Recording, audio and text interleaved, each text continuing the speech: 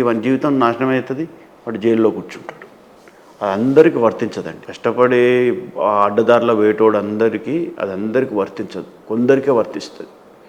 అది life long శని బాగుండి, రాహు బాగుండి, గురువు బాగుండి, శుక్రుడు బాగుండి, ఇన్ని బాగుంటే మాత్రం జీవితంలో ఏదో టైంలో నెట్టుకత్తనే ఉంటాడు అట్లా.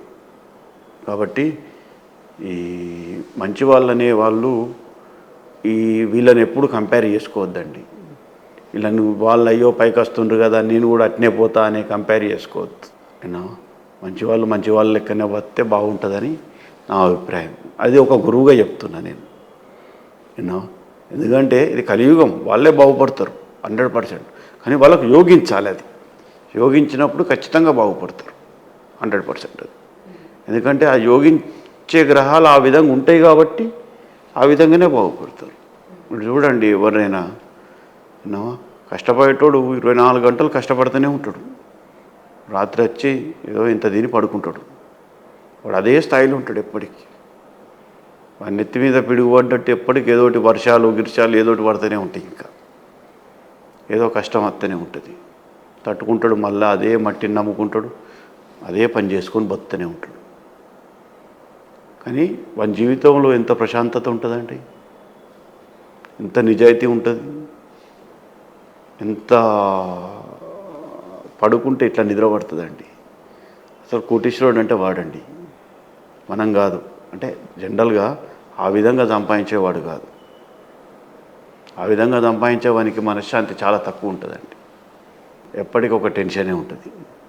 కానీ కష్టపడి పనిచేయడం దగ్గర మనశ్శాంతి, ధైర్యం, మనోధైర్యం ఇవి బాగుంటాయండి. ఎస్ గురుజీ, దెయ్యం ఉందా లేదా అని అందరూ అంటుంటారు. అంటే దేవుడు ఉన్న చోట దెయ్యం కూడా ఉంటుందని కొంతమంది వ్యతిరేకిస్తూ ఉంటారు. సో దేవుడు ఉన్నప్పుడు దెయ్యం ఉంది అన్న నమ్మకం కూడా ఉండాలి అంటుంటారు.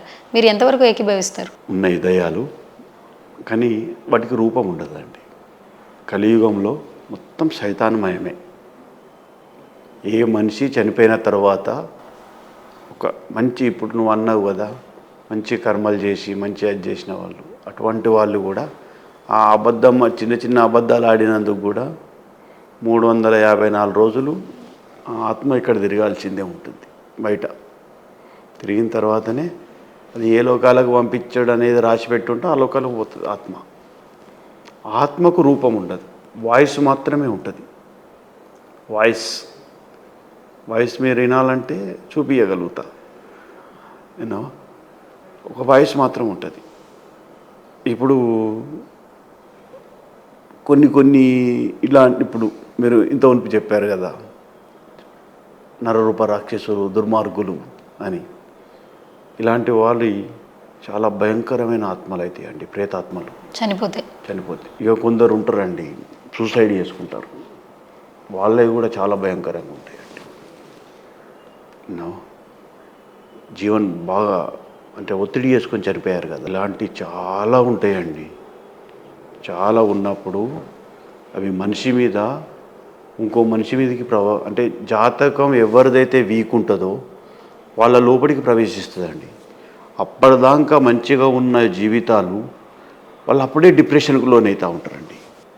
తాగుడు కావచ్చు, నిద్ర పట్టకపోవడం కావచ్చు, ఒకవేళ డ్రగ్స్కి అలవాటు అవ్వడం కావచ్చు, వ్యభిచారానికి అలవాటు అవ్వడం కావచ్చు, దొంగతనాలు కావచ్చు.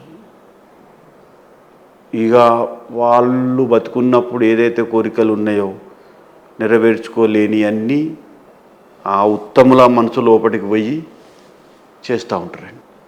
అలాంటి వాళ్ళు చాలామంది మా దగ్గరికి వస్తే మేము బాగు చేసి పంపించామండి. వాళ్ళు రాకున్నా వాళ్ళ ఫోటో వచ్చినా కూడా మేము బాగా చేసి పంపించాం.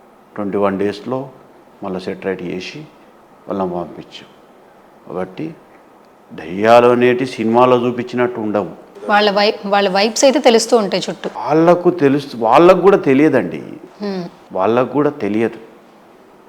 మా అటువంటి వాళ్ళ దగ్గరికి వచ్చినప్పుడు, లేకుంటే ఇంకెవరన్నా పెద్ద గురువు దగ్గర పోయినప్పుడు, ఇంకెవరన్నా మంచి విద్యావంతుడు ఇలాంటి విద్యలు తెలిసిన వాళ్ళ దగ్గర పోయినప్పుడు జస్ట్ ఇట్లా బొట్టు పెడితే మనిషి స్పృహ పోతుందండి. అంటే కాన్షియస్లోకి వెళ్ళిపోతాడు. వెళ్ళిపోయిన తర్వాత అది ఎక్కడి నుంచి వచ్చినో ఒకప్పుడు తెలుస్తుంది. ఎక్కడి నుంచి వచ్చాడు, ఏం చేస్తున్నాడు, అది ఆడనా మొగనా, ఏ విధంగా ప్రవర్తిస్తుంది, ఎప్పుడు వెళ్ళిపోతుంది, అప్పుడు మీరు అన్నీ వినొచ్చు. ఆ విధంగా ఉంటుందండి. కాబట్టి మనుషులం ఎంత బతికి ఉన్నామో అదేవిధంగా మనుషుల కన్నా ఎక్కువ స్ట్రాంగ్గా సైతాన్లు కూడా ఇంకా ఎక్కువ స్ట్రాంగ్గా బతుకుతాయండి.